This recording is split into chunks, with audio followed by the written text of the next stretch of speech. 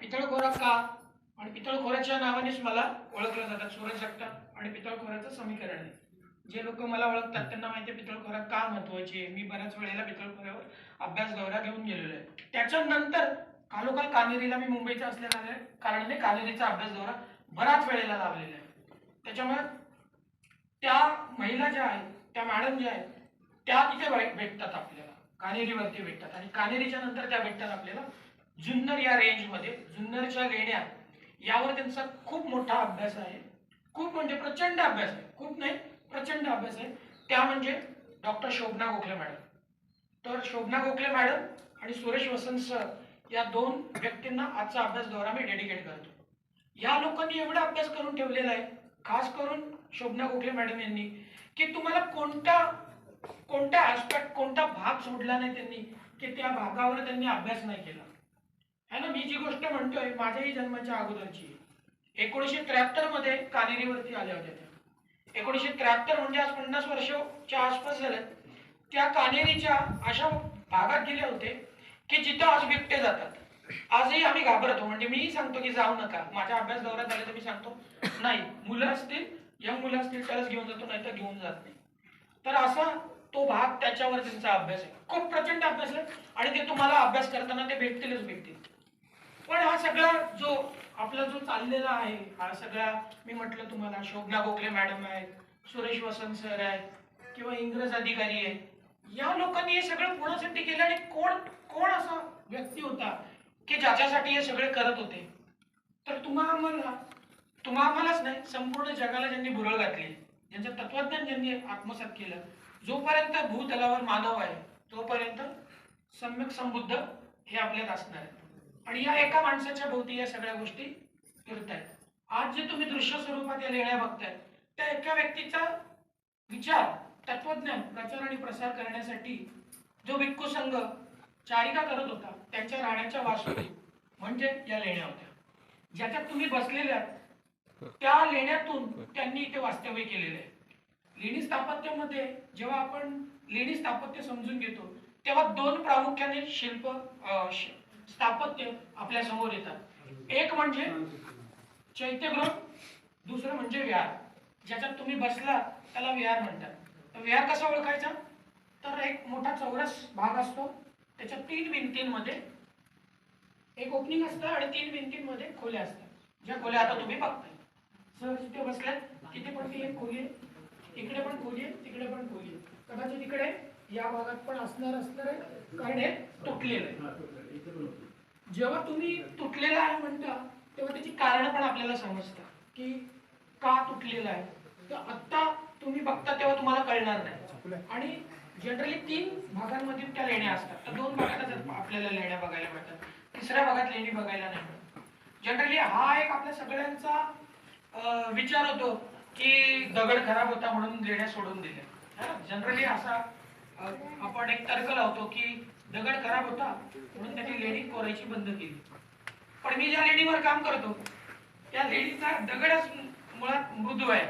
आणि जे कान्हेरीवर गेले असतील किंवा कान्हेरीवर आले असतील त्यांना माहिती कान्हेरीचा दगड सगळ्यात भुसभुशीत आणि ठिसूळ आहे. पण तिथे सगळ्यात जास्त लेण्या तिकडेच होत्या. पण त्याही पेक्षा म्हणजे एका समूहामध्ये जवळपास 109 लेण्या आहेत तिथे. पण महाराष्ट्रामध्ये, भारतामध्ये जवळपास 1200 लेण्या आहेत. तर महाराष्ट्रामध्ये आपल्या 1000 लेण्या आहेत. आणि 1000 लेण्यांच्या पैकी सगळ्यात जास्त लेण्या कुठे आहेत, तर या जुन्नर रेंज मध्ये. त्या जुन्नर रेंजचं कारण काय की जुन्नर रेंज मध्ये सगळ्यात जास्त लेण्या बघायला मिळतात. त्याचं कारण आपण हळूहळू उलटू. पण ज्या माणसाच्या भोवती या सगळ्या गोष्टी घडतायत ते सिद्धार्थ, म्हणजे ज्यांना तुम्ही सिद्धार्थ समजतो, सिद्धार्थ हे आपण नंतरचं दिलेलं नाव आहे. त्यांना अनेक नावाने आपण ओळखतो. बुद्ध म्हणजे ती एक उपाधी आहे, सम्यक संबुद्ध म्हणजे ती एक उपाधी आहे, ती एक अवस्था त्यांनी गाठलेली होती म्हणून आदरयुक्त नाव आपण त्यांना घेतो. तसं सुगत एक नाव आहे त्यांचं, बरोबर ना, एक सुगत एक त्यांचं नाव आहे. एक तुम्हाला आणखीन एक नाव कळलेलं असेल की जे तुम्हाला वाटत असेल की तुमचं नाहीये पण ते तुमचं आहे. त्यांना नरसिंह सुद्धा म्हटलेलं आहे. सिद्धार्थ गौतम ज्यांना पाली ज्यांनी अभ्यास केलेला आहे, पालीचा अभ्यास करणाऱ्यांना माहिती असेल शाक्यसिंह आणि नरसिंह. शाक्यसिंह म्हणतात, शाक्यांना खूप अभिमान होता की आमच्या कुळामध्ये असा व्यक्ती जन्माला आला की आम्हाला प्राऊड फील करेल असा तो माणूस होता, असे ते व्यक्ती होते. सॉरी, तर अशा व्यक्तींच्या प्रति श्रद्धा व्यक्त करण्यासाठी त्यांनी शाक्यसिंह म्हटले. आता शाक्यसिंहाचं स्वरूप तुम्ही अनेक वेळेला बघितलं असेल, पण ते तुम्हाला माहिती नाही की त्यांच्या त्यांच्या प्रित्यार्थ तो तयार केलेला आहे. बरोबर. शाक्यसिंहांचं प्रतीक तयार केलेलं होतं. सिंहनाद सुत्तामधून तो घेतलेला आहे. सिंहनाद सुत्तामधून तो आलेला आहे. तो चिन्ह म्हणजे चार तोंडांचा सिंह असतो, जो नॅशनल एम्ब्लेम म्हणून आपण स्वीकारला. तो बुद्धांचंच प्रतीक आहे. ते बौद्ध प्रतीक आहे, म्हणजे बुद्धांच्या वाणीचं प्रतीक आहे. तर या व्यक्तीच्या भोवती या सगळ्या गोष्टी घडतात. तर या गोष्टीचं आपण मुंबईमधून आलेला मेजरली, आणि मुंबईचा परिसरच आहे हा, मुंबईशी रिलेटेड आहे. त्यामुळे मुंबईची अत्यंत महत्वाची घटना सांगतो की इसवी सन पूर्व 525 मध्ये एक व्यक्ती व्यापाराच्या निमित्ताने सोपारा या ठिकाणातून निघाले आणि ते गेले श्रावस्तीला. तर ते व्यापाराच्या निमित्ताने जात असतात उज्जैनीमध्ये गेले, आणि उज्जैनीमध्ये त्यांची पहिल्यांदा भेट झाली सम्यक संबुद्धांच्या बरोबर. तो काळ होता इसवी सन पूर्व 525. ही व्यक्ती सोपाऱ्यातली कोळी समाजातली होती. यांनी पहिल्यांदा भेट घेतली सम्यक संबुद्धांची, आणि तेव्हा पहिल्यांदा बुद्ध धम्म त्यांना कळला. ते त्यांच्या बरोबर असलेला जो व्यापाराचा माल होता ते त्यांनी त्यांच्या भावाला दिलं, ज्यांचं नाव चूलपुन्ना होतं. त्यांना दिलं आणि त्यांनी सांगितलं, हा सामान तू घे, तू विक, मी बुद्धांच्या सानिध्यात राहून बुद्ध धम्म स्वीकारतो. आणि ते त्यांनी चिवर घेतलं आणि ते वैवाहिक जीवन त्यागून त्यांनी भिक्खू संघात प्रवेश केला. त्याच्यानंतर बुद्धांकडून धम्म समजून घेतला, आणि धम्म समजून घेतल्यानंतर पहिल्यांदा महाराष्ट्राला बुद्ध धर्माची ओळख झाली. तोपर्यंत महाराष्ट्राला बुद्ध धर्माची ओळख अजिबात नव्हती. या भागाला त्यावेळेला अपरांत असं म्हणत होते. अपरांत म्हणजे कोकणाचा भाग. या भागात पहिल्यांदा जर बुद्ध धर्म कोणी आणला तर ते होते पुन्ना. त्यांचा व्यापारी पूर्व आयुष्यातलं नाव पुन्ना, पण त्यांचं भिक्खू संघात प्रवेश केल्यानंतरचं नाव होतं धम्मप्रभास. तर तुम्ही जेव्हा अभ्यास कराल तेव्हा धम्मप्रभास जर तुम्हाला भेटले तर समजून जायचं की हे कोण होते, पूर्व आयुष्यातले व्यापारी होते, त्यांचं नाव पुन्ना होतं.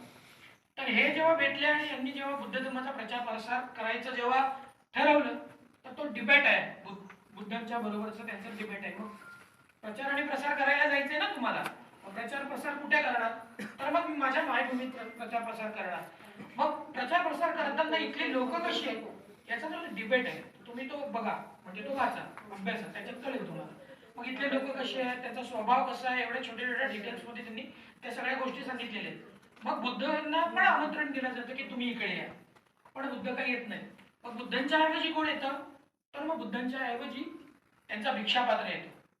तर इसवी सनाच्या 5व्या शतकामध्ये, इसवी सन पूर्व 525 मध्ये बुद्धांचा भिक्षापात्र आला होता, जो आपल्या मुंबई जवळच्या सोपाऱ्यामध्ये स्थापित केलेला होता.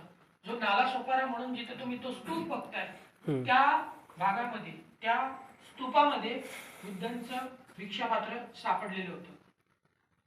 19व्या शतकामध्ये भगवानलाल इंद्राजी नावाचे एक व्यक्ती होऊन गेले, जे गुजरात भागातले होते, जे संस्कृतचे गाढे अभ्यासक होते. त्यांनी उत्खनन केलं 1842च्या आसपास. त्याच्यामध्ये त्या उत्खननातून त्यांना काही वस्तू सापडल्या. त्या वस्तू आज आपल्याला सामान्य लोकांना बघायला मिळत अजिबात नाही. मी आणि रोहित आम्ही जेव्हा लास्ट टाइम छत्रपती शिवाजी महाराज वस्तू संग्रहालयात काही वस्तू ठेवलेल्या होत्या त्या बघायला गेलो, तेव्हा त्या सगळ्या ज्याच्यात ठेवलेल्या होत्या तो दगडाचं करंडक होतं. ते दगडाचं करंडक बघायला मिळालं, जो बाहेरचा दगडाचं करंडक होतं. मी तुम्हाला त्यातल्या काही गोष्टी दाखवेन, फक्त फोटोग्राफच्या माध्यमातून दाखवेन, कारण की ते सहजासहजी उपलब्ध होत नाही, कोणालाच उपलब्ध होत नाहीत. कारण VVIP जेव्हा येतात तेव्हा ते दाखवतात, त्या व्यतिरिक्त ते आपल्याला बघायला मिळत नाही. आम्ही जो दगडाचा करंडक बघितला, तो दगडाचा करंडक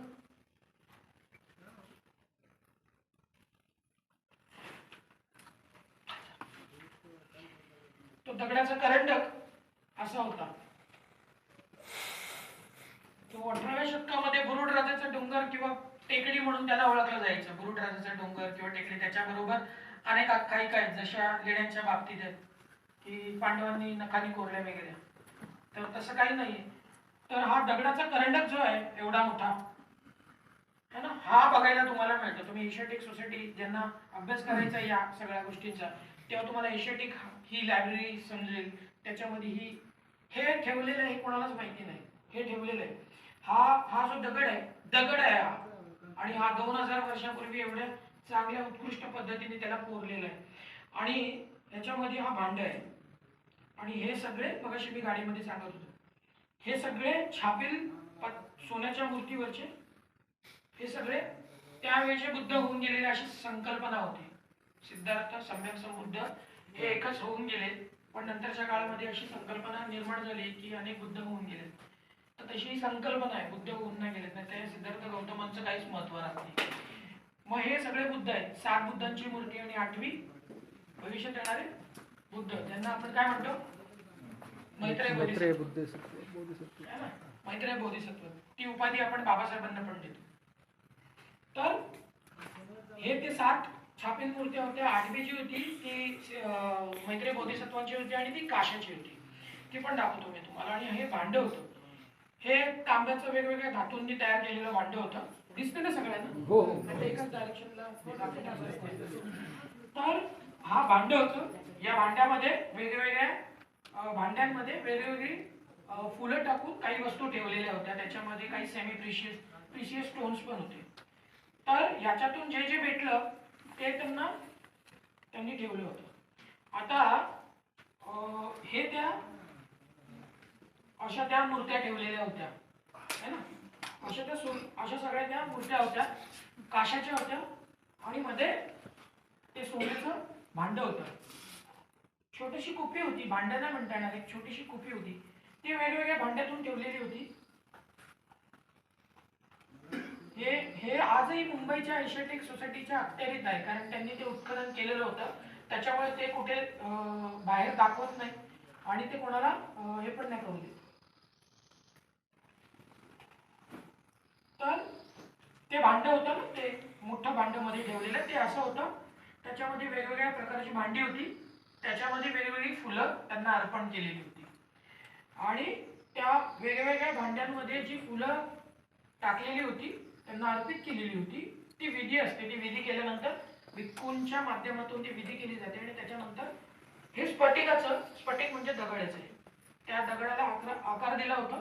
म्हणजे विचार करा, लेथमशी मशीन नसताना सुद्धा एवढ्या चांगल्या प्रकारचा आकार त्यांनी दिलेला होता. आणि त्याच्यामध्ये ती सोन्याची कुपी होती, मी जी दाखवली तुम्हाला. आणि सोन्याची फुलं आहेत. तुम्ही युट्यूबवर गेलात ना, तर त्या संदर्भात तुम्हाला जर बघायचं असेल तर माझ्या युट्यूबवरून मी ते शेअर केलेले आहेत. तर ही 350 फुलं त्यांनी अर्पित केलेली होती, म्हणजे वेगवेगळ्या भांड्यांमध्ये ती फुलं अर्पित केलेली होती. अशी जवळजवळ म्हणजे बकुळ जे म्हणजे फुलाची जात आहे त्याची अशी वेगवेगळी फुलं होती, त्याच्यातून ती सगळी त्यांना अर्पित केलेली होती. आणि त्यानंतर त्याच्यामध्ये आपल्याला हे मैत्रेय बोधिसत्वांची जी मूर्ती सांगितली ना, ती अशी आहे. तर ती थोडीशी मोठी होती आणि भविष्यात होणारे बुद्ध आहेत म्हणून ते अशी मैत्रेय बोधिसत्वांची ही मूर्ती आहे. तर ही तिथे ठेवलेली होती. आणि तो ज्या पात्रामध्ये, ज्या कुपीमध्ये ती मूर्ती सापडली, बुद्धांचं भिक्षा पात्र सापडलं, ती कुपी. हा क्लोज फोटो आहे. हे असं एवढं बारीक कोरीव काम केलेलं होतं त्याच्यावरती, सातवनकालीन हे आहे, ठीक आहे. आणि ह्याच्यामध्ये ते भिक्षापात्राचे तुकडे होते. हे भिक्षापात्राचे तुकडे केवढे, तर छोटे छोटे 13 आहेत, फार काही नाही, आणि मातीचे. बुद्धांनी अनेक भिक्षापात्र वापरले असं म्हणतात, पण बुद्धांच्या हयातीतच बुद्धांचं भिक्षापात्र आपल्या मुंबईला आलेलं होतं. आणि ते मुंबईमध्ये आजही आहे. ते व्हॅल्युएबल आहे, म्हणजे त्याची किंमत आपल्याला करता येणार नाही. म्हणजे जे काय ते प्राइसलेस आहे, त्याला काहीच करता येणार नाही. म्हणून ते असं जनरली कोणाला प्रेझेंटेशन मध्ये नसतं, म्हणून ते दाखवलं जात नाही. तर असं या सगळ्या गोष्टी तिथे ठेवलेल्या होत्या आपल्या संजय गांधी आपल्या सोपाऱ्याच्या स्तूपामध्ये. आणि तो सोपारा स्तूप आपल्याला खूप जवळ आहे. सोपारा हा स्तूप जो आहे ना, सोपाऱ्यालाच का आले, सोपाऱ्याचंच कारण का, कारण की इसवी सन पूर्व म्हणजे आजपासून जवळपास 2500 वर्षापूर्वी मुंबई आज जशी आहे तशी नव्हती ना. मुंबई बेटांमध्ये होती, छोट्या छोट्या बेटांमध्ये होती. आणि त्यावेळेला सोपारा हे अत्यंत प्रगत व्यापारी केंद्र होतं. त्यामुळे पाश्चिमात्य देशातून होणारा व्यापार त्या सोपाऱ्यातून होत होता. त्या सोपाऱ्यातून येणारे लोक पाश्चिमात्य देशातून येणारे लोक तिथे उतरायचे. म्हणून त्या ठिकाणी अत्यंत महत्वाच्या ठिकाणी केंद्र असलेल्या ठिकाणी त्यांनी हा स्तूप तयार केलेला. बुद्धांच्या हयातीतच भिक्षापात्र आलेलं होतं. त्याच्यामुळे लाकडाचं आणि हे जे पुन्हा जे होते हे चंदनाचे व्यापारी होते. त्याच्यामुळे त्यांचे भाऊ जे शूल पुन्हा हे व्यापारीच होते. त्यामुळे त्यांनी जेव्हा इथे भिक्षापात्र आणला त्यावर म्हणजे त्या भिक्षापात्रावरती जो स्तूप निर्माण झाला तो चंदनाचाच होता. आणि त्याची प्रेरणा घेऊन जवळपास 200 वर्षानंतर साचीच्या स्तूपाची निर्मिती झाली. प्रेरणा कोण आहे? आणि आपल्या समोर काय साची स्तूप. तर साची स्तूप ज्या स्तूपावरून प्रेरणा घेतली तो जर एवढा आखीव आणि रेखीव आहे तर मग सोपाऱ्याचा स्तूप कसा असेल? त्याची कलाकुसर किती उन्नत होती. चारी दिशेला त्यांना द्वार होते. जसे तुम्ही आज लाकडात दगडात बघता तसं तो लाकडात होता, चंदनाच्या लाकडाचा होता. आणि तिथे मोठ्या प्रमाणामध्ये प्रचार आणि प्रसार झाला. तर तिथून कोणता भिक्खू संघ प्रचार करत होता? तर आपण जनरली पकडतो सगळेच जण म्हणजे बौद्धिस्ट किंवा बुद्धिस्ट म्हणून आपण जनरल काय पकडतो की हीनयान आणि महायान हे या दोन शाखा आहेत. या दोन शाखेनी प्रचार आणि प्रसार केला. वस्तुस्थिती तशी आहे का? तर वस्तुस्थिती तशी नाही. परमपूज्य डॉक्टर बाबासाहेब आंबेडकर यांनी जेव्हा आपल्याला धम्म दिला 1856 ला तोपर्यंत बुद्ध धम्मामध्ये तोपर्यंत 18 पंथांची त्याच्यातून निर्मिती झालेली होती. 11 पंथ स्थविरवादात होते म्हणजे ज्याला आपण हीनयान म्हणतो आणि 7 पंथ महायानात होते. तर या दोघांचे मिळून 5 पंथ इथे ऍक्टिव्ह होते महाराष्ट्रामध्ये. तर त्यांची वेगळी सिग्निफिकेशन्स आहेत. तुम्ही जेव्हा अभ्यास कराल तेव्हा कळेल. तर स्थविरवाद काय करतात की स्थविरवादामध्ये अनंत होणं ह्याला महत्व दिलेलं आहे. अनंत होणं याला महत्व आहे. म्हणजे शोतापन्न, सकुतगामी, अनागामी आणि अनंत या 4 अवस्था आहेत. अनंत झाला स्थविरवादामध्ये, अनंत झाला की तो दुःखमुक्त झाला अशी ती संज्ञा. पण इकडे महासांगिकांची किंवा महायानांची संज्ञा काय की भूतलावर जोही व्यक्ती जोपर्यंत दुःखमुक्त होत नाही तोपर्यंत बोधिसत्व असलेला म्हणजे बोधिसत्व कोणाला म्हणतो आपण की जो बुद्धत्व प्राप्त करण्यासाठी त्या वाटेवरून मार्गक्रमण करतोय अशी जी व्यक्ती आहे आणि तो बुद्धत्व आता गाठणार आहे आणि त्याच्या आधीची प्राथमिक अवस्था जी आहे त्याला आपण बोधिसत्व म्हणतो. तर महासांगिकांच्या मध्ये संकल्पना ही होती की बोधिसत्व तोपर्यंत बुद्धत्व प्राप्त करून घेत नाही जोपर्यंत भूतलावरील सगळे प्राणी दुःखमुक्त होत नाही तोपर्यंत. म्हणून तुम्हाला अनेक बोधिसत्व दिसतील. बोधिसत्वाची संकल्पना नीट समजून घ्यावी लागेल. तर जेव्हा तुम्ही बोधिसत्व ही संज्ञा समजून घ्याल, ही संकल्पना समजून घ्याल, ही मानसिक अवस्था आहे. ज्याच्यावर बोलतोय, ज्या विषयावर बोलतोय या मानसिक अवस्था आहे. बोधिसत्वाला वेगळं काही म्हणजे तुम्हाला दिसणार नाही. फक्त त्यांची चर्या जी असते म्हणजे चेहऱ्यावरचे जे भाव असतात ते खूप स्थिर प्रज्ञ असतात, खूप शांत असतात. तुम्हाला झटकन कळून देईल की एक तुम्ही भिक्खू संघांमध्ये जर बघितलं तर एखाद्या भिक्खूंच्या चेहऱ्यावरची जी स्थिर प्रज्ञता असते, त्यांची जी स्थैर्यता असते तुम्हाला झटकन कळून येईल की ते खूप स्थिर आहेत, शांत आहेत, ते कळून येतं आपल्याला. तर असा तो फरक आहे बोधिसत्व हीनयान म्हणजे स्थविरवाद आणि महायानांच्या याच्यातला फरक आहे की हे इकडे अनंत होणं पसंत करतात आणि इकडे बोधिसत्व होणं पसंत करतात. बोधिसत्व अनेक होऊन गेले म्हणजे इकडे थेरो आणि महाथेरो आणि नंतर मग आपण ती एक उच्च अवस्था असते, मानसिक अवस्था आहे, ती गाठल्यानंतर तो व्यक्ती म्हणजे अनंत समजून घेऊ आपण, त्या अनंत झाले असं आपण समजू. तर चूलपुन्ना जे होते ते श्रोतापन्न झालेले होते त्यावेळेलाच. यांना जेव्हा महापरिनिर्वाण झालं यांचं तेव्हा ते श्रोतापन्न झालेले होते. निर्माण झालं त्यांच्या भावाचं तेव्हाच ते श्रोतापन्न झाले होते. आता ज्या सोपारा महत्वाचा आहे, महत्वाचं केंद्र आहे असं म्हणतो त्याला पुरावा काय? मी जे म्हणतो याला पुरावा काय? तर याला पुरावा आहे सम्राट अशोकांचा शिलालेख. प्रत्यक्षात सम्राट अशोकांचा शिलालेख तिथे सापडला होता. जो शिलालेख तुम्हाला आजही मुंबईमध्ये बघायला मिळतो है ना. छत्रपती शिवाजी महाराज वस्तू संग्रहालय याच्यात जर तुम्ही गेलात तर तुम्हाला तो हा शिलालेख आहे, हा बघायला मिळतो. या सगळ्या शिलालेखांवरचा अभ्यास जो आहे तपासी सरांनी केलेला आहे आणि त्याचा तो सगळा जो सार आहे तो त्यांच्या पुस्तकात आहे. आणि हा शिलालेख तुम्हाला आजही तिथे प्रदर्शनात आहे आणि तो तुम्ही बघू शकता की तो तिथे आहे. आता आपण जेव्हा या भागातला म्हणजे जुन्नर रेंज मध्ये आपण प्रवेश करतो, अनेक लेण्यांची निर्मिती झाली, लेण्या निर्माण करण्यात आल्या. तर स्थविरवाद आणि महासांघिक म्हणजे इसवी सनाचं पहिल्या शतकानंतर त्यांचा उदय होतो महासांघिकांचा. स्थविरवादातूनच बाहेर पडलेला एक मोठा गट होता, त्यांची एक वेगळी विचारधारा होती. त्यांनी महासांघिकांची निर्मिती झाली आणि त्यांच्या वेगळ्या म्हणजे फिलॉसॉफीज होत्या, त्याच्यातून त्यांनी त्यांचा संघ स्थापन केला. मोठा गट होता म्हणून त्याला महासांघिक असं संबोधन आहे. तर शिल्पकला जी आहे ती कशी आपल्याकडे बहरली आणि कशी आपल्याकडे आली, तर शिल्पकला आपल्याकडे जोपर्यंत सम्राट अशोकांचा जो बर्बारीचा काळ होता त्या काळामध्ये आपल्याला बुद्धांचं अंकन किंवा बुद्ध जे आपल्याला बघायला मिळतात ते प्रतीकांच्या स्वरूपातून बघायला मिळतात. वेगवेगळे प्रतीक आहेत. आपण जेव्हा गाथा म्हणतो त्या गाथेतून पण बुद्धांचं वर्णन मिळतं, है ना. वंद गंध गणोपेतम एतम कुसुम संतती पूजे आम्ही मुनिंदस्स श्रीपाद सरोवरे. श्रीपाद सरोवरे म्हणजे काय, जो सर्वश्रेष्ठ व्यक्ती होऊन गेला त्याच्या चरणांचं मी वंदन करतो, म्हणून श्रीपाद म्हणजे श्री सर्वश्रेष्ठ, पाद म्हणजे पाय. तर ते पाय, त्यांच्या पायांना आपण वंदन करतो अशी प्रतीक तयार केली. म्हणून तुम्हाला गया किंवा आणखी ठिकाणी गेलं तर बुद्धांचं शिल्पांकन नाही मिळणार. बुद्ध तुम्हाला मानवीय स्वरूपातून भेटणार नाही, तर प्रतीकांच्या माध्यमातून मिळणार. मग तो प्रमुख प्रतीक काय आहे, तर तुम्हाला ते दोन पाय बघायला मिळतील, तर आपण त्यांना वंदन करायचं. अशी ही प्रतीक होती. ते दोन ठसे असतात, पादुका है ना, काय पण आता. पण मग ते फक्त आपल्याकडेच आहे का?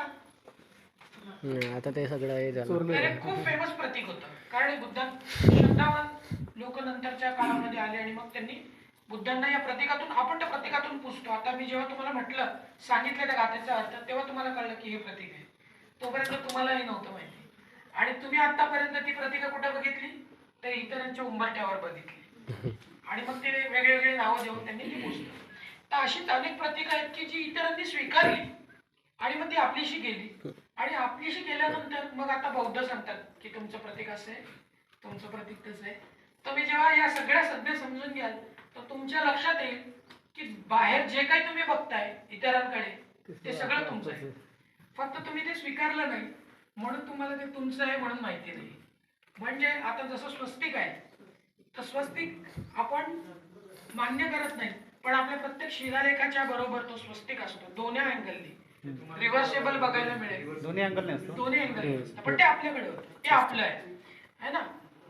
पण मग बुद्ध हे सगळे प्रतीकांच्या माध्यमातून भेटतील.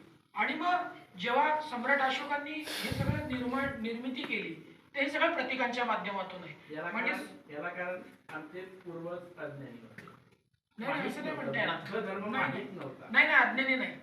नाही बुद्ध धर्म माहिती नव्हता. एवढं धाडसनी सर, एवढं धाडसनी म्हणू नका, एवढं धाडसनी म्हणू नका की पूर्वज तुमचे म्हणजे हे नव्हते. बाबासाहेबांनी सांगितलं चला आता बुद्ध धर्म घ्या, सगळ्यांनी निमटमध्ये बुद्ध धर्म स्वीकारलाय. कोणी म्हटलं का जेव्हा आमचे प्रतीक माहिती नव्हते, जेव्हा हिंदू लोकांनी ते आपलेसे केले, तो फार अलीकडचा काळ आहे, फार अलीकडचा काळ आहे, त्याच्यात नाही जाऊया आपण. फार अलीकडचा काळ, आपले पूर्वज खूप समृद्ध होते. तुम्ही तुमच्या पूर्वजांनी दिलेल्या वास्तूमध्ये बसलेले आहात, त्यामुळे तर आपण त्या ह्याच्यात नको जायला, नाहीतर ते वेगळे पाठवते. तर ही प्रतीका जी होती ही अनेक प्रतीक आहेत. बुद्धांना शाक्यसिंह म्हटले, मी जर सिंहनादसुत्त म्हटलंय ज्या याच्यातून, तर सिंहनादसुत्त त्याच याच्यावरती आहे की बुद्धांना शाक्यसिंह म्हटले, नरसिंह म्हटले. नरसिंह गाथा आहे, तुम्ही कधी गेलात तर युट्यूबवर ऐका, नरसिंह गाथा आहे. नरसिंह गाथा जेव्हा बुद्धांना घरी बोलावलं जातं त्यांच्या वडिलांकडून की आता मला झालं ना, आता झालं घरी, तर ते म्हणतात नाही आता मी हा वसा स्वीकारलेला आहे तर नाही येणार आहे. म्हणून मग ते जेव्हा आपल्या घरी येतात तर यशोधरा आणि राहुल यांच्यातलं जो संभाषण आहे, यांच्यामधला जो डिबेट आहे, या वेळेला ते विचारतात की तुझ्या वडिलांकडून वडिलोपार्जित जी संपत्ती आहे ती माग. वडिलांकडून आपल्याला संपत्ती मिळते, मग ते आई म्हणते मुलाला की तुझ्या वडिलांकडून तू माग आता. मग ते म्हणतात वडील कुठे आहेत, सगळेच तर सारखे दिसतात, सगळेच तर मुंडन केलेले आहे, मी कसं ओळखू? मग तेव्हा यशोधरा आपल्या पूर्व आयुष्यातल्या वैवाहिक जीवनामधले जे त्यांचे पती होते सिद्धार्थ यांचं वर्णन करतात. आणि ते वर्णन म्हणजे सिंहनाद सुक्त, ते तुम्ही आवर्जून ऐका. सिंहनाद सुक्तातून त्यांनी पूर्ण वर्णन केलेलं आहे की बुद्धांचं वर्णन कसं आहे सगळं. तर या सगळ्या गोष्टी आपल्याला समजून घ्यायला लागतील.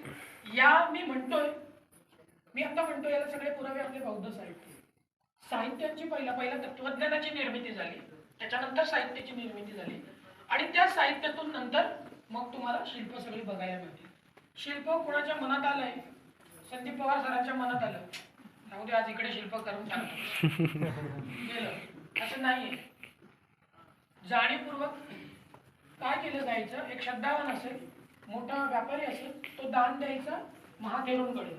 या लेणींवरती एक प्रमुख महाथेरू असायचे. महाथेरू त्यांनाच म्हणतात की 20 वर्षानंतर त्यांची आयु गेलेली असते. म्हणजे त्यांनी आयु कुठून पकडतात त्यांची? जेव्हा जीवा स्वीकारतात तेव्हा, जन्म देतात तेव्हा नाही. तर तिथून ते 20 वर्ष पकडले जातात. 10 वर्षानंतर तुम्ही श्रमणातून तुम्ही थेरो होता आणि नंतर महाथेरू होता. अभ्यासातून होतात. असं नाही की जन्मजात आम्ही श्रेष्ठ आहोत, असं काही नाही. इकडे अभ्यास करा मगच तुम्हाला सगळं मिळेल. आणि महाथेरूंच्याकडे मग तो एक दान दिलं जायचं. दानाचे शिलालेख आहे, रोहित आपल्याला दान शिलालेख सांगेल. तर दान शिलालेखातून ते सगळ्या गोष्टी मिळतात. दान दिल्यानंतर महाथेरू ठरवतात की आपल्याला रिक्वायरमेंट काय, आपली गरज काय, त्या गरजेनुसारच ती वस्तू तयार केली जाते. तर इथे आता तुम्ही जेव्हा जुन्नर रेंजमध्ये आपण बघतो ना, तेव्हा इकडे पूर्णपणे स्थविरवादाचा प्रभाव बघायला मिळतो. इकडे जेव्हा आपण कल्याणमधून आलो, कल्याणचा वरचा भाग जेव्हा आपण चढत आलो ना, तर इकडच्या भागामधून तुम्हाला टोटल स्थविरवाद बघायला मिळेल. त्याचं कारण असं आहे, स्थविरवाद हा पूर्वीचा म्हणजे अगदी सुरुवातीच्या काळात जवळ जाणारा पंथ होता. एक आपण पंथच म्हणूया, आता अनफिल्टर्ड या अर्थीच घेऊया, एक सेक्ट होता असं म्हणून पकडूया. तर त्यांच्यामध्ये शिल्पकला बुद्धांना प्रतीकातूनच पुजलं जात होतं. त्यांचं अनुकरण करणं, त्यांना मानवीय स्वरूपातून मांडणं मान्य नव्हतं, म्हणून त्यांना आपण मूर्तीतून बघत नाही, मानवीय स्वरूपातून बघत नाही, तर आपण त्यांना प्रतीकातून बघतो. अनेक प्रतिका आहेत, ती पण बघू आपण. तर अशी प्रतिका आपल्याला इथे बघायला मिळतील, ना की आपल्याला इथं शिल्प बघायला मिळतील. शिल्प आपल्याला महायानी किंवा महासात्विकांचा जिथे प्रभाव आहे, म्हणजे कार्ला, बाजा, बेडसे, याच्या नंतरच्या बेडसे पण नाही, कानेरीवर, अशा नंतरच्या फेज मध्ये आपल्याला बघायला मिळतात. तर ही सगळी शिल्पकला ही सम्राट अशोकांच्या काळात बहरली, कारण की त्यांच्या काळामध्ये आपण जो प्रचलित शब्द आहे की सोन्याचा धूर निघत होता. त्याचं कारणच असं होतं की आपल्याकडे समृद्धी नांदत होती. समृद्धी का नांदत होती? कारण की आपल्याकडे व्यापार प्रमाणात चालत होता. तो व्यापार जो मुबलक प्रमाणात चाललेला होता, त्याच्यामुळेच आपल्याकडे मोठ्या प्रमाणामध्ये परदेशातून व्यापार होत होता.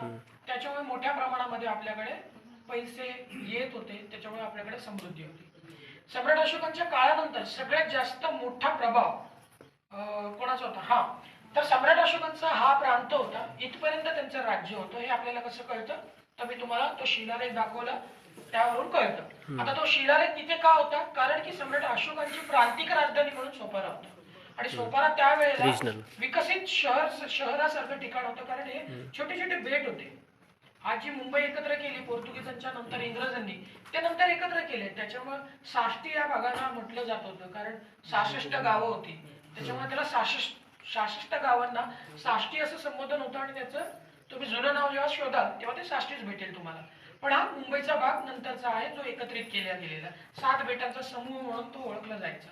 आणि मग तेव्हा सोपाराही खूप विकसित होत होतं, कारण त्याचा रोम, इजिप्त, ग्रीक आणि या सगळ्याच पाश्चिमात्य देशांशी त्यांचा व्यापार चालत होता.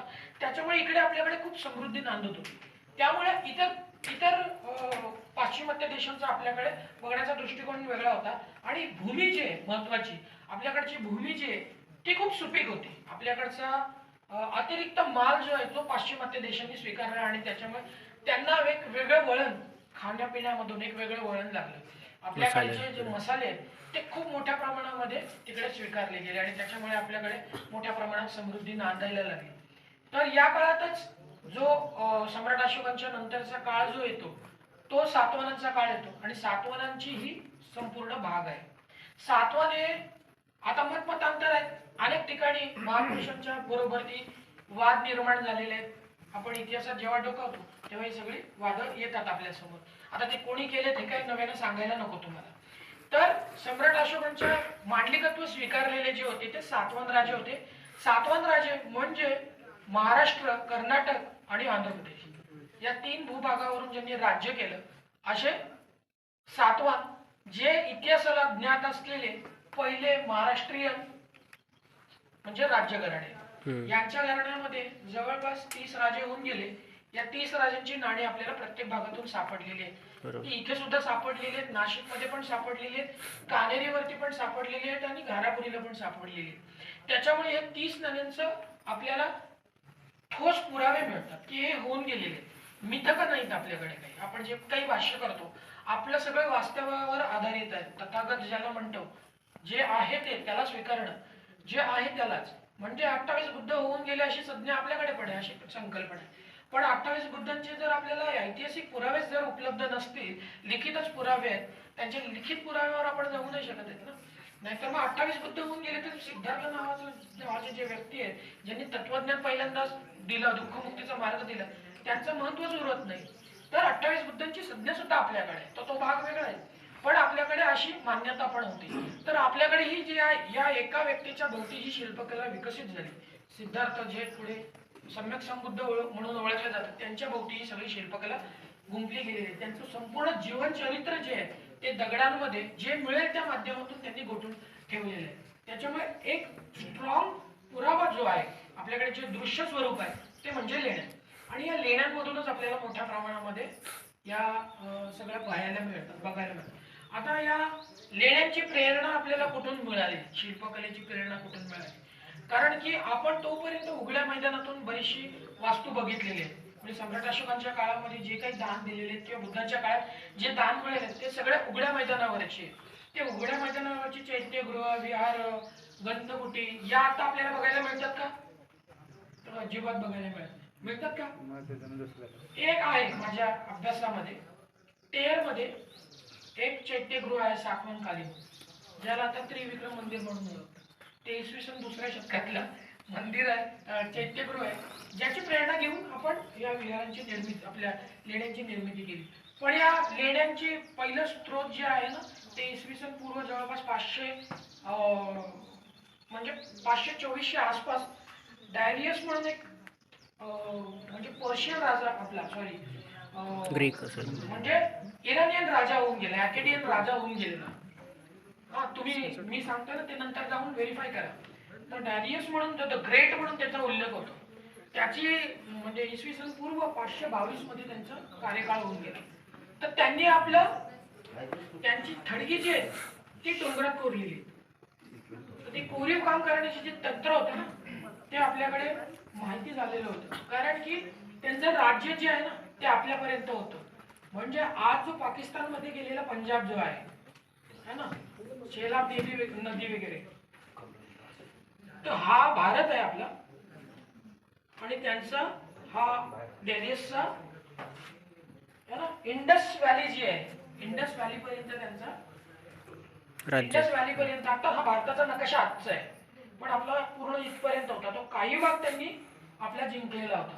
त्याच्यामुळे तिकडच्या लोकांना या शिल्पकलेचा किंवा पहाडात राहण्याची निर्मिती करू शकतो आपण अशी एक संकल्पना आपल्याकडे रुजलेली होती. त्याच्यामुळे इसवी सन पूर्व 500 त्याच्यानंतर थेट इसवी सनाचं 3रं शतक उजाडतं. इसवी सन पूर्व 3रं शतक याच्यामध्ये सम्राट अशोकांचा काळ येतो. सम्राट अशोकांनी पहिली लेणी कोरावली है ना. पहिली लेणी जी कोरली ती बाराबार टेकडीवरती, बिहार मधलं जहानाबाद जवळचं बाराबार म्हणून टेकडी आहे, त्या टेकडीवरती सगळ्यात पहिली लेणी कोरवली गेली. जी ऐहिक जीवन ज्यांनी स्वीकारलेलं आहे, ऐहिक जीवन म्हणजे वैवाहिक जीवन त्यागून ऐहिक जीवन म्हणजे ज्यांचं वैवाहिक जीवन नसतं, तत्वज्ञानाचा प्रचार प्रसार करण्यासाठी जे भटकंती करतात, प्रचार प्रसार करतात, त्यांना राहण्यासाठीचं ठिकाण अशी ती लेणीचं स्वरूप होतं जे आपल्याला बाराबार टेकडीवर बघायला मिळतं. तर ते पहिलं तंत्र जे होतं तिकडे विकसित झालेलं ते पहिली लेणी आहे भारतातली. भारतामध्ये सगळ्यात पहिला जर लेणी कुठे कोरली तर ती बाराबरच्या टेकडीवरती कोरली आणि ती बाराबर टेकडीवरची ती पहिली लेणी आहे. तर सम्राट अशोकांनी वेगवेगळे स्तंभ दिलेले आहेत. जिथे जिथे बुद्धांचं ज्ञान, जिथे जिथे बुद्धांनी एखादी विशिष्ट घटना घडली बुद्धांच्या जीवनाच्या सगळं, तर तिथे एखादा स्तंभ दिलेला आहे आणि तिथे ते शिलालेख कोरवलेले आहेत. बरोबर ना सर? जिथे तिथे बुद्धांच्या आयुष्यातल्या गोष्टी घडल्या किंवा एखादा घटनाक्रम घडला तर तिथे त्यांनी तो शिलालेख दिलेला आहे. तर त्या स्तंभलेखाची प्रेरणा सम्राट अशोकांना तीही तिथूनच घेण्यात आलेली आहे. डायरसच्या हा त्यांचा बंगला होता.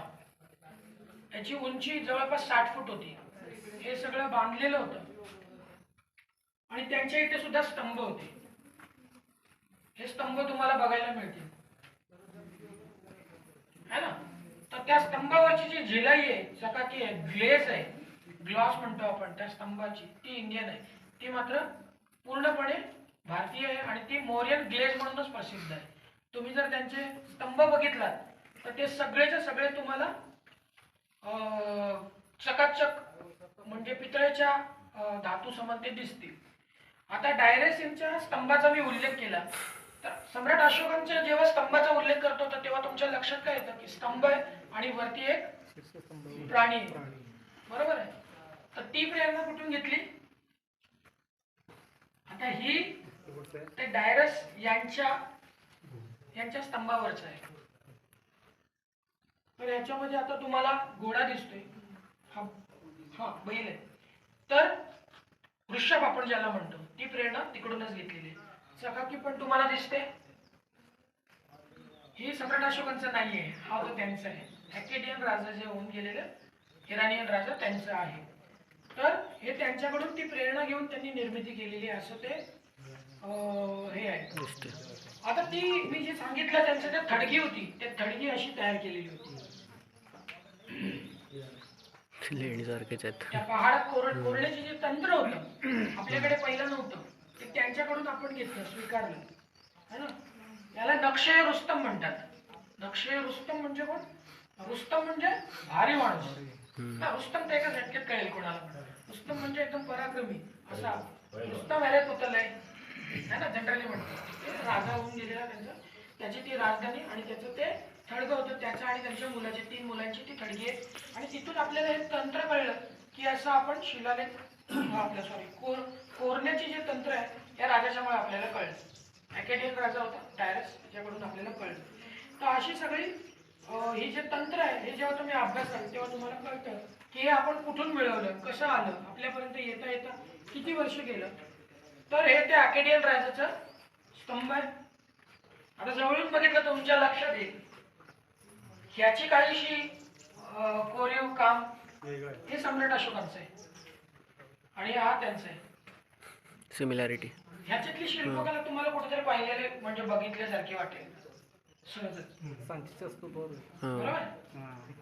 सांचीच्या स्तूपाचं दाखवतो ना मी तुम्हाला. आता तुम्ही ते बघितलं, हे तेच आहे सम्राट अशोकांचे आणि ते अकेडियन राजांचे. सांची स्तूपावर तुम्ही बघितलं आहे ना, तेच तुम्हाला. तर संस्कृती जी आहे ना ती आदान प्रदान केली जात होती. तुमची जी शिल्प आहेत तर ती कोणीतरी घेतलीत आणि त्याच्यावर तुम्ही टीका करता असं नाही होत.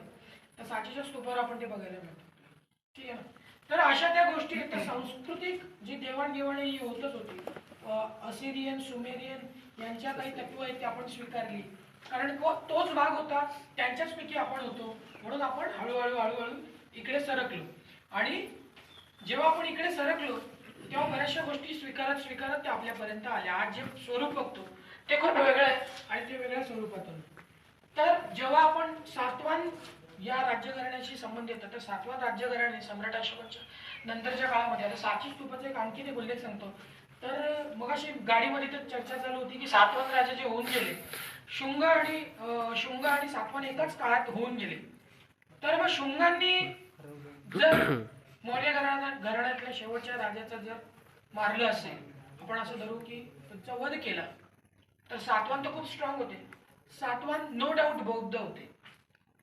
सातवाहन नो डाऊट बौद्ध होते, कारण की ते मातृसत्ताक अवलंबणारे होते.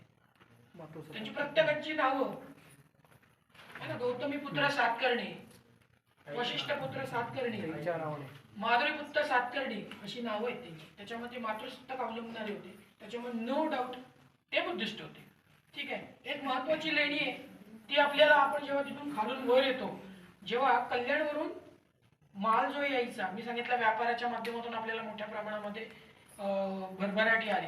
सातवाहन राजांनी, सम्राट अशोकांच्या नंतर बृहद्रथाची हत्या झाली आणि शुंगांनी त्यांची हत्या केली असं आपल्याला जेव्हा कळतं, तर तेव्हा सातवाहन हे सगळ्यात मोठे प्रबळ राजे होते त्यावेळेचे. त्यांचं राज्य किती मोठं होतं, म्हणजे महाराष्ट्रात होताच होता, कर्नाटक होतं, आंध्र प्रदेश होतं, हे 3 भागांना मिळून त्यांचं राज्य होत होतं. म्हणजे आज आपण जो असा महाराष्ट्र पकडतो तसं नव्हता, तर या भागातून त्यांचं राज्य होतं. तर शुंग तर खूपच छोटा होता. मौर्यांचा राज केल्यानंतर शुंग सरकले कुठे, विदेशामध्ये गेले, म्हणजे सांचीच्या भागात गेले आणि तिथे राहिले. तर त्यांना चिरडणं सोपं होतं, पण त्यांनी चिरडले नाही, स्वतः एकत्र राहिले. सातवाहन आणि शुंग यांनी मिळून सातवाहन सांची स्तूपाची डागडुजी केलेली आहे. जे लाकडाचं काम होतं ते रिप्लेस करून दगडात आणलं आणि त्याचं विस्तारीकरण केलं, हे या दोघांनी केलं. आणि आपण ग्रेटफुल असलं पाहिजे आहे की सातवाहन राजांनी दान दिलेलं आहे सांचीला, म्हणजे मध्य प्रदेशमध्ये आज सांची आहे, तिथे त्यांनी दान दिलेलं आहे. आणि सगळ्यात मोठं दान काय, ते कोरीव शिल्प जे आहेत, जे त्याला आपण काय म्हणतो तोरणद्वार, त्या तोरणद्वारावरचं जगात प्रसिद्ध काय तर ते तोरणद्वार आहेत. ते कोणी दिलं, तर या सातवाहन राजांनीच दिलं. हे मराठी राजे होते, यांनीच दिलं. आणि यांची जी आई होती है ना, नागनिका, त्या नागनिकांचा अत्यंत महत्वाचा शिलालेख ते खालच्या लेणीमध्ये, ती धार्मिक लेणी नाहीये, ही धार्मिक लेणी आहे, पण ती धार्मिक लेणी नाहीये. तर सातवाहनांच्या काळात हे जे झालं, तर शुंगांना त्यांनी मारू शकले असते, पण शुंगांना त्यांनी मारलं का, त्यांना शुंगांनी राहिलेलं आहे. आणि दोघांनी सांचीच्या बरोबर तुमचा भरूच स्तूपाची पण डागडुजी केलेली आहे. जेव्हा तुम्ही अभ्यासाल तेव्हा तुम्हाला लक्षात येईल की त्यांनी भरूच स्तूपाची पण डागडुजी केलेली आहे. सांचीच्या एवढाच भरूच स्तूप पण महत्वाचा आहे, तर त्याची सुद्धा डागडुजी केलेली आहे आणि त्याचं सुद्धा विस्तारीकरण केलेलं आहे. तर हे आपल्याला सगळं जेव्हा अभ्यास होतो तेव्हा कळून येतं. तर या सातवाहनांच्या काळातच मोठ्या प्रमाणामध्ये लेण्यांची निर्मिती झाली, जी या भागातून पाहायला मिळते. महाराष्ट्रामध्ये आपल्याला जवळपास 900 प्लस लेण्या आहेत. म्हणजे आपण एक ढोबळ अंदाजाने आकडा जर धरायचा झाला तर 1000 पकडूया. 1200 जर भारतात आहेत तर महाराष्ट्रात 1000 आहेत. म्हणजे आपल्याकडे सगळ्यात जास्त लेण्या आहेत. लेण्या का जास्त आहेत त्याचं कारण असं आहे की हा जो दगड आहे, ज्याला आपण बेसाल्ट दगड म्हणतो, या बेसाल्ट दगड अतिशय चांगला होता कोरीव काम करण्यासाठी. जो टणक होता पण कोरीव काम करण्यासाठी अतिशय चांगला होता. पण मग आपण जुन्नर रेंजमध्ये येतो तेव्हा या लेण्यांवरती शिलालेख, आपली शिल्पकला अजिबात बघायला मिळत नाही. त्याचं कारणच होतं की सातवाहन जे होते हे स्थविरवादाला मानणारे होते. सुरुवातीच्या काळातला जो स्थविरवाद होता ह्याला मानणारे होते. त्याच्यामुळे यांच्या काळातच ज्या लेण्या कोरवल्या गेल्या त्या सगळ्यात जास्त स्थविरवादाच्या काळातल्या लेण्या. म्हणजे तुम्ही जिथे जिथे बघाल त्या स्थविरवादाच्या लेण्या, आणि या स्थविरवादाच्या माध्यमातूनच मोठ्या प्रमाणामध्ये लेण्या कोरवल्या गेल्या. जवळपास सातवाहनांच्या काळामध्ये 450 लेण्या कोरल्या, म्हणजे निम्म्या कोरल्या. आणि त्या सगळ्यात जास्त 450 लेण्या या तुम्ही ज्या भागात बसल्यात जुन्नर या भागात होत्या. म्हणजे वेगवेगळ्या गटातून वेगवेगळ्या लेण्या आहेत. म्हणजे आता भीमाशंकर गट आहे, हा जो गट आहे याला आम्ही पर्पजली गिद्ध विहार म्हटलं. त्याचं कारण असं आहे, गिद्ध विहार त्याचं कारण असं आहे, तुम्ही विचारा ना शिलालेख कुठे, तर ते शिलालेख हा सांगेलच, रोहित सांगेलच. तर शिलालेखातूनच ते रेफरन्सेस मिळतात. आतापर्यंत म्हणत होते की लेण्याद्री, मग काही आपल्या अभ्यासक कुठले आणि म्हटलं की नाही ती कपिचित आहे. त्याचं कारणच असं आहे की ते शिलालेखातून ते उल्लेख मिळतात आपल्याला. मग आपल्याला इथे का नाही मिळत, तर इथे पण आपण आतापर्यंत मानमोडी, भूतलेणी असं म्हणतो. तर भूतलेणी का, तर त्याचा मी मागे तो एक लेख टाकला होता, छोटासाच टाकला होता. इथे येत नाही. आता पण तुम्ही आलात तर तुम्हीच आहात, फक्त आपणच आहात, बाकी कोणीच नाहीये. कारण की लोकांना हा इतिहासच माहिती नाही, ह्याच्यापासून ज्ञात नाही, कट झालेले. आणि आपण आपल्यामध्ये तो का अज्ञान आला, कारण की आपल्यावरती जे निर्बंधनं होती, धार्मिक निर्बंधनं होती मधल्या काळामध्ये, जी काही काळात होती, मधल्या काळातच होती, फार काही मोठी नव्हती. ते सर म्हटले ना की अज्ञान आहे, तर ते मधल्या काळातच होतं, फार काही मोठं नव्हतं. मग त्या मधल्या काळातच आपल्याला निर्बंध नव्हते, म्हणून आपल्याला या लेण्यांकडे येणं कोणी शक्य नव्हतं. मग इथे जी पुढच्या भागामध्ये भूतलेणी आपण ज्यांना म्हणतो त्याच्यावर काही स्तंभ आहेत, काही शिल्प शिल्प आहेत. आहेत. तर ती शिल्प यक्षांची. काय आहेत? ती शिल्प अनेकांनी वेगवेगळे इंटरप्रिटेशन केलेले आहेत, पण त्याचे इंटरप्रिटेशन मी पुरावेसही मांडणार आहे. मी आता तुम्हाला सांगणार आहे पुरावेनी की ते काय होतं. तर इथे सातवाहन आणि पश्चिमी क्षत्रप यांच्यात नेहमी वाद व्हायचे. तर ते वाद कशावरून होत होते? तर इथे जो कल्याणमधून आपण आले, तर कल्याणमधून येताना मी आता मागच्या रविवारी कल्याणच्या व्यापारी बंदराचा एक व्हिडिओ टाकला. तो कल्याणच्या व्यापारी बंदरावर खूप मोठ्या प्रमाणात अभ्यास झालेला आहे, पण तो व्हिडिओच्या माध्यमातून लोकांपर्यंत आला नाही. म्हणून मग आपण तो कल्याणचा बंदर समजून घेण्यासाठी तो व्हिडिओ बघा, मग तो तुम्हाला लक्षात येईल. तर इसवी सनाच्या पहिल्या शतकामध्ये हिप्पोलस नावाचा एक खलाशी होऊन गेला. त्या खलाशाला मॉन्सून वाऱ्याचा शोध लागला आणि तो खलाशी भारतात आला आणि तेव्हापासून आपल्याला आपल्या सातवाहनांचा आणि रोमन लोकांचा व्यापार चालू झाला. इसवी सनाचं पहिलं शतक हा सुवर्ण इतिहास म्हटला जातो महाराष्ट्राचा. आणि महाराष्ट्राला समृद्ध करण्याचा मार्ग जो आहे तो कल्याणमधून निघाला. कल्याण हा अत्यंत महत्वाचा व्यापारी केंद्र होता आणि तिथून मुरबाड मार्गे नाणेघाट आणि नाणेघाट जुन्नर आणि जुन्नरवरून पुढे पैठण आणि पुढे देशावर म्हणजे तुमचं सम्राट अशोकांचं राज्य असा तो प्रवास होता. पण व्यापारी जे यायचे ते रोम, इजिप्त आणि इथिओपिया या भागातून यायचे आणि ते यायचे कुठे? तर प्रमुख ठिकाण जे होतं सोपाराला यायचे. सोपारात जहाज यायची, 2-2, 3-3 मजल्यांची जहाज कुठे येत होती त्याच्यावर पण आम्ही काम केलेलं आहे. तर तिथे यायचे आणि तिथून पुढे ते यायचे कुठे? आपल्या कल्याणमध्ये. आता कल्याण अतिशय महत्वाचं बंदर होतं. तर कल्याणच्या इथे तुम्ही जर कधी गेलात, दुर्गाडीच्या बाजूला एक वसाहत आहे, आता ती मुस्लिम समुदायाची आहे, पण तिथे कधी काळी रोमन आणि ग्रीक लोकांची वसाहत होती. तशीच वसाहत इथे पण सापडलेली होती. कारण इकडे यायचं म्हटलं की या भागातून यायचं आणि इथं थांबायचं. कारण कोकणातून वर यायचं तर त्याच्यासाठी हॉल्ट करणं गरजेचं आहे आणि ते हॉल्ट करण्यासाठी ते इथे यायचे. तर त्यांची वसाहत इथं होती. तर जेव्हा कल्याणमधून जेव्हा मान्सून वाऱ्याचा शोध लागला आणि तेव्हा मोठ्या प्रमाणामध्ये व्यापार चालू झाला आपला, तर तो व्यापारी केंद्रावरती म्हणजे त्या ठिकाणावरती तो व्यापारी बंदर आपल्या ताब्यात असावा म्हणून यांच्यामध्ये नेहमी वाद असायचा, पश्चिमी क्षत्रपांचा आणि सातवाहनांचा. तर तोपर्यंत इथे आपल्याकडे भरभराटी खूप येऊन गेलेली, कारण आपल्याकडचा अतिरिक्त माल तिकडे गेलेला होता. त्याच्यामुळे मोठ्या प्रमाणामध्ये आपल्याला आपलं समृद्धी नांदत होती, समृद्धीचे वारे आपल्याकडे वाहत होते आणि आपल्याकडे अतिरिक्त पैसा यायला लागलेला आणि त्याच्यातून आपण धम्मकार्य करत होतो. तर धम्मकार्याचा शिलालेख तिथे पुढे आहे, तो आपण बघूया. तर अशा मोठ्या प्रमाणामध्ये धम्मला दान दिल्या कारणाने आणि हे व्यापारी जे होते ना, हे व्यापारी सगळ्याच्या सगळे बौद्ध होते.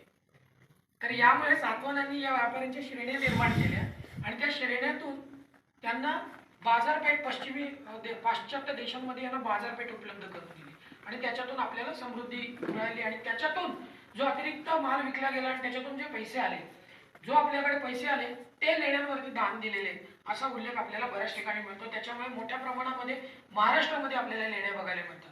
तर त्या सगळ्यात जास्त लेण्या आपल्याला इकडे बघायला मिळतात आणि त्या मुख्य केंद्रावरती, त्या पोर्टवरती, त्या बंदरवरती आपला ताबा असावा म्हणून ही दोन राज्यघराणे म्हणजे पश्चिमी क्षत्रप आणि सातवाहन यांच्यात नेहमी वाद असायचे. आणि एक काळ असा आला की क्षत्रपांचा इथे अधिकार होता. ते नहपान त्यांचं नाव होतं. ते इसवी सनाचं साधारण 76 वर्ष होतं. त्यावेळेला नहपानांचं या भागातून, नाशिक आणि या भागातून त्यांचं राज्य होतं. आता ते नहपान जे आहेत ना, त्यांनी दान दिलेले. नहपान भारतीय नव्हते, तर त्यांनी दान दिलेले आहेत आणि त्यांनी त्यांच्या राज्यकाळात जेव्हा त्यांची इथं राज्यसत्ता होती तेव्हा त्यांनी एक नाणं काढलं, एक नवीन नाणं त्यांनी तयार केलं. तर हे नाणं खूप रेअर आहे. तुम्ही जर फोटोत पण बघितलं तर तो खूप पुसट आहे. हा नहपान जे राजे होऊन गेले क्षत्रपांचे, पश्चिमी क्षत्रपांचे, त्या नहपान यांचं नाणं आहे. आता नाण्यावर काय दिसतंय का तुम्हाला? खूप पुसट झाले नाही ना? मी सांगतो. व्यक्ती दिसतोय ते घोड्यावर बसले ना त्याच्यावर. नाही सांगतो ना. तर इथे ना मध्ये गरुड आहे आणि त्याच्या दोन पंखांमध्ये आहे ना, म्हणजे त्याने पंख उघडले तर त्याच्यामध्ये दोन नाग आहेत आणि इथे तो बोल्ट आहे. तर आता यांचा अर्थ काय होतो की इथे नाग म्हणजे कोणाला म्हणतात? नागवंश जे होऊन गेले ना त्यांचं ते प्रतिकात्मक आहे. आणि गरुड म्हणजे काय, हे बाहेरून आलेले होते त्याच्यामुळे त्यांना गरुड आहे. आणि नैसर्गिक गुणधर्म आहे गरुडाचं आणि नागाचं, एकमेकांचे कट्टर शत्रू आहे. वैरी असतात. आता हे नाग आणि गरुड यांचं अंतर कुठे बघायला मिळतं संदीप सर? कनेक्ट होतं. हे नाणं इथलंच आहे, ह्या मिंटमध्ये म्हणजे जुन्नर रेंजमध्ये हे नाणं पाडलं गेलं होतं. इथे एक गिल्ट होतं, एक इथे श्रेणी होती, त्यांनी ही नाणी पाडलेली होती. म्हणजे सातवाहनांच्या नंतर गौतमीपुत्र सातकर्णींनंतर नरपालांचं म्हणजे राज्य हे केलं. पण हे नाणं तुम्हाला या लेणीवर कनेक्ट करतं. आणि हे गरुड आणि नाग हे नैसर्गिक एकमेकांचे कट्टर वैरी आहेत. पण त्यांनी जेव्हा बुद्ध धर्म स्वीकारला तेव्हा ते सोबत आले. एकत्र सोबत येतात. आणि ते कुठे बघायला मिळतात आपल्याला? पुढच्या लेणीवर. आणि हे दोन अमानवीय आहेत, मानवीय नाहीत, कारण त्यांना पंख आहेत ना. एका मूर्तीला, एका मानवीय शिल्पाला मूर्तीवरती पंख आहेत आणि एकाच्या डोक्यावरती नाग आहेत. ती सामान्य नाही वाटत ना, असामान्य वाटतात. त्याच्यामुळे त्या शिल्पांना घाबरून लोक बुतलेणी म्हणायची. तर ते आपोभ्रंश पण आहे, बुद्ध लेणीचा आपोभ्रंश पण म्हणता येईल. पण ठोस पुरावा तुम्हाला याच्यातून मिळतं. असा सगळा हा परिसर आहे. आणि माझा एक कयास आहे, म्हणजे अभ्यास करतोय आम्ही. कदाचित हा शेवटचा अभ्यास दौरा आम्ही आज करू, कारण की खूप अभ्यास करण्यासारखा आहे. आणि जो अभ्यास केला गेलाय किंवा मांडला गेलाय तो अत्यंत वेगळ्या स्वरूपातून त्यांना अपेक्षित असलेला अभ्यास मांडलेला आहे. आणि त्या पद्धतीने अभ्यास होताना दिसत नाही आम्हाला. म्हणून आम्ही तो विचार करतोय की आपल्या बुद्धिस्ट लिटरेचर मधून जो अभ्यास आहे तो समोर यायला पाहिजे. म्हणून आम्ही प्रयत्न करतोय की तो लिटरेचरच्या माध्यमातून यावा, म्हणून आम्ही प्रयत्न करतोय. तर मी पितळखोऱ्यावरती काम करतोय. पितळखोऱ्याचं कदाचित म्हणजे लिखाण चालू आहे, पुस्तक काढेन मी पितळखोऱ्यावरती. मागच्या वर्षी पण तेच म्हटलं होतं, पण आता सिरियसली घेतले कारण की येत नाहीये, म्हणून मग ते सिरियसली आम्ही करणार आहोत. आणि सातवाहनांची राजधानी म्हणून पैठणकडे बघितलं जातं सर, पण मला डाऊट आहे की ही भूमी म्हणजे आपण जिथे आहोत इथे 5 नद्या होत्या आणि या 5 नदी एवढ्या समृद्ध करत होत्या या भागाला की इथला अतिरिक्त माल जो होता तो एथेन्स सारख्या बाजारपेठांमध्ये जाऊन विकला जात होता. इथला कापड होता, नाशिकचा पैठणचं कापड होतं ते जात होतं. पण मग इथे एवढं सगळी समृद्धी नांदत असताना, म्हणजे जुन्नर रेंजमध्ये एवढी सगळी समृद्धी नांदत असताना आणि एवढा मोठा म्हणजे इथून 100 माझा किती सर 100 असेल ना, कल्याण इथून किती लांब असेल? 140 आहे. मग इथून जर 100 किलोमीटरवर असलेला अत्यंत महत्वाचा समृद्ध करणारा बंदर सोडून सातवाहन राजे आपली राजधानी पैठणला का देतील? पडतो का प्रश्न? आतापर्यंत आपल्याला हेच सांगितलंय की सातवाहनांची राजधानी काय? पैठण. पैठणला काय आहे? पैठणला काय आहे? पैठण याचा प्रसिद्ध झाली तितका तो टंडन कापड मात्र ग्रीक आणि रोमन लोकांना खूप भावत होता. पण असं काही नाही ना, ही जमीन ही भूमी जी आहे ना ही खूप सुपीक आहे. जुन्नर रेंज मध्ये आता जुन्नरचे सर आहेत का सर कडले सर, जुन्नर एवढी समृद्ध आहे, इथे 5 नद्या आहेत, 3 किल्ले आहेत आणि एवढं सगळं सोडून ते लोक, म्हणजे मला आश्चर्य वाटतं की पैठणलाच का राहतात. तर असा मला जो प्रश्न पडला त्याची उत्तर मी शोधणार आहे. त्याच्यासाठी कदाचित हा शेवटचा दौरा करून थांबून त्याच्यावर अभ्यास करायचा विचार आहे. तर असं सगळं असताना आता लेण्याचं समजून घेऊ, स्थापत्य आपण समजून घेऊच, पण ही जी काय प्रश्न पडलेली आहेत तर ही प्रश्न कोण सोडवणार? कारण की मागच्या काळामध्ये बाबासाहेब होऊन गेले, तर बाबासाहेबांच्या नंतर कोणीच काही काम केलं नाही. 56 मध्ये ज्या पायरीवर बसलो त्याच पायरीवर आहोत, पुढे काय? आज ब्रह्मपुरी स्तूपावरती माझा व्हिडिओ आलाय, माझ्या पांथस्थ युट्यूब चॅनल वरून ते बऱ्याचशा गोष्टी मांडल्या. तर आता काही विद्वानांनी उपस्थित केले की धम्मलिपीच म्हणा, ब्रह्मी नाही. मग ब्रह्मविहार आपल्या बौद्ध साहित्यातून आहे, त्याचं काय करायचं? ब्रह्मजल सुद्धा आहे, त्याचं काय करायचं? यांचा प्रश्न आहे का पडत की भावनिकच करायचं आपण? तुम्हाला सांगितलं लेडीज म्हणतात, लेडी कसं म्हणतात हे सांगा मला, कोणी सांगाल? लेडीज का म्हणायची हिला, इथं का नाही म्हणत? तर आपल्या शिलालेखातूनच आहे. हे बेसिक क्वेश्चन्स आहेत. हे खूप मोठं काय, मी खूप मोठं काय नसतं. पण एक- त्याचा सॉरी सर हा. लेणच का म्हणतात तर लेणं हा शब्द तुम्हाला इथे शिलालेखात भेटतो. तो एक्झॅक्ट त्या भिंतीच्या बाहेरच आहे. हा. त्या तो मी नंतर वाचून दाखवेन. शिलालेख सांगेल. पण मग आपले खूप लोक आता अभ्यास दौऱ्याच्या निमित्ताने आणि सहलींच्या माध्यमातून जातात. लेणंच का म्हणायचं? मी एकाला विचारलं भाज्या लेणीवर अभ्यास दौरा घेऊन जाणार आहे, तर मला विचारलं सर जरा भाज्या लेणीचा शिल्प सांगा आणि हे सांगा. तर मी बोललो तू काय सांगणार आहेस? मी साधा उपासक आहे. तर मग लेणी सांगणार आहे. मग लेणी हा शब्द कुठे सापडला तुला? तर बोलले माशे मोरे सरांच्या पुस्तकात सापडलं. मग माशे मोरे सरांना कुठे सापडलं? Question tag. पुढे काहीच नाही सांगताय, ब्लँक होता तुम्ही. तुम्हाला प्रश्नांची उत्तरं देता आली पाहिजेत. तुम्ही लोकांना घेऊन जाते. आता आम्ही लिमिटेड 50 लोकांनाच घेऊन जाऊ. याच लोकांना प्रॉपर सांगू आम्ही. अप्रोप्रिएट जो काय आहे तोच सांगू. त्याच्या पलीकडे आम्ही जाणार नाही. आम्हाला ते काही सांगायचं नाही. तर आम्ही याच्याच वरती थांबणार, त्याच्या पलीकडे नाही जाणार. चैत्यगृहच म्हणतात. तर चैत्यगृहच का म्हणता तुम्ही? त्याला इथे काय शब्द नाहीये. चैत्याची पूजा होते ना, चैत्यगृह. हा मग चैत्य का करतो? हा मग का म्हणता? कारण तिथे चैत्य असायचे त्याला ना. पुरावा? पुरावामध्ये खोदून ते काढलं ना सगळ्यांनी. आता प्रत्येक स्कूल आले, त्यांनी ते खोदलं, म्हणजे हेरवादा होतं, मग त्यांनी कोण म्हणतं याला चैत्यगृह आहे? कोणाच्या उद्देशाने? मॅडमचं पण बरोबर आहे. तुम्ही त्याचं वर्णन सांगताय. थोडं वर्णन. पण सरांनी सांगितलं त्याच्या शिलालेखातच पुरावे आहेत. शिलालेखातच ते तर आहेतच आहे. ना. शिलालेखात ज्यांनी पुरवणारे होते, जे तयार करणारे होते, त्यांनीच त्याला चैत्यगृह म्हटलंय. त्यांनीच त्याला प्रूफ आहे Yes, yes, exactly. त्याच्यावरच आपला धम्म हो. टिकून आहे. पण हे मी आता येतोय कशावरती की जे घेऊन जातात त्यांना काही सांगता येत नाही याविषयी. आणि 200 लोकांना घेऊन जातात. जे लोक पहिल्यांदाच लेणीवर जातात.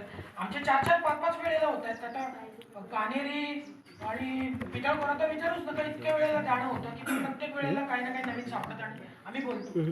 तर अशा सगळ्या गोष्टी आहेत. तर या छोट्या छोट्या गोष्टी आहेत. लेणी का म्हणायची तेही माहिती नाही. चैत्यगृह का म्हणायचं? चैत्यगृहच का म्हणायचं? तर त्याला गंधकुटी पण म्हटलेलं आहे.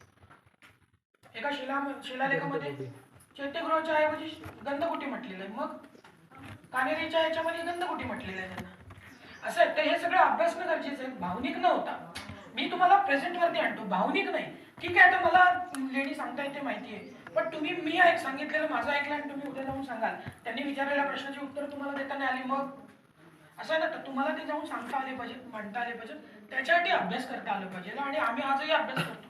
म्हणून या सगळ्या गोष्टींवरती अभ्यास होणं आवश्यक आहे. तो प्रॉपर अभ्यास समोर येणं गरजेचं आहे. तर मी मला वाटतं फार वेळ घेतला तुमच्या आणि खूप म्हणजे बसलेत तुम्ही लोक. तर मी थोडा वेळ सरांना देतो, तपासे सरांना, की तपासे सरांचं जो महत्वाचं पुस्तक आहे. मी सम्यक संबुद्धांचा जे डेट्स आहेत है ना, जी तारखा आहेत बुद्धांच्या जन्मतारीख किंवा महापरिनिर्वाणाची तारीख, या मी मेन्शन नाही केल्या, जाणीवपूर्वक नाही केल्या. सर असताना मी मेन्शन करणं हे चुकीचं आहे. म्हणून मी सरांना थोडा वेळ देतो. सर 10 मिनिटात सरांचा रिसर्च सांगतील आणि काही त्यांची जी पुस्तकं आहेत त्याच्यावरचं रिसर्च आहे ते सांगतील. तर सर तुम्ही थोडी माहिती द्या.